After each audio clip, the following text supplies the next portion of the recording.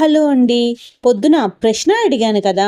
ప్రపంచంలోనే అత్యంత ప్రతిష్టాత్మకమైన గోల్డెన్ గ్లోబ్ అవార్డును గెలుచుకున్న మొదటి భారతీయుడు ఎవరు మీకు తెలుసా అని.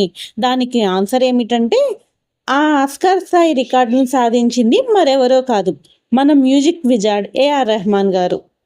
అసలు ఏమిటి గోల్డెన్ గ్లోబ్ అవార్డు అంటే, ప్రపంచ చలనచిత్ర, టెలివిజన్ రంగాల్లో అత్యుత్తమ ప్రతిభ చూపిన వారికి ఇచ్చే అంతర్జాతీయ పురస్కారం ఇది. హాలీవుడ్‌లో ఆస్కార్ తర్వాత అంతటి గౌరవం పొందిన అవార్డులు ఇవే. అసలు ఎందుకు ఆయనకి ఈ అవార్డొచ్చిందో తెలుసుకుందామా? 2009లో జరిగిన 66వ గోల్డెన్ గ్లోబ్ వేడుకల్లో 'స్లమ్‌డాగ్ మిలియనీర్' సినిమాకి అందించిన అద్భుతమైన బ్యాక్‌గ్రౌండ్ స్కోరుకు గాను రెహమాన్ గారికి ఈ అవార్డుని అందుకొని భారతదేశపు కీర్తిని విశ్వవ్యాప్తం చేశారు.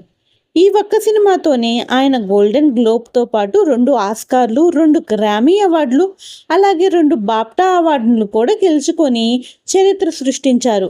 మరి మన భారతీయ సంగీత విభాగానికి దక్కిన ఈ ఘనతపై మీ అభిప్రాయాన్ని కామెంట్ చేయండి, లైక్ చేయండి అండ్ ఫాలో అవ్వండి. Thank you.